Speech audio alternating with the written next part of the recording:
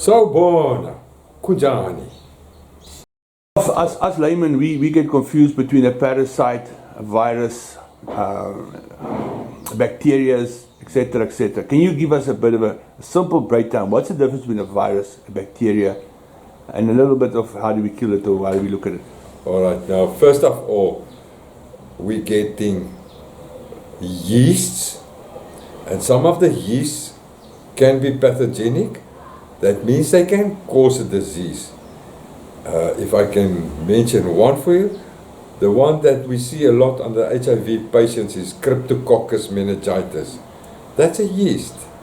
Then we're getting also fungi, and we're getting protozoa like malaria, bilharzia. That is typical protozoas. But for that we've got drugs available for protozoas and yeast and so bacteria. There's a lot of different types of bacteria that's causing diseases. TB, pneumonia, meningitis, sexually transmitted diseases. That is things that has been caused by bacteria. Now, for majority of bacteria known to us as causing infections, we got antibiotics against it. But they are all living entities, meaning they can survive on their own. Bacteria can survive on their own. Yeast can survive on their own. Fungi can survive. Protozoa can survive on its own.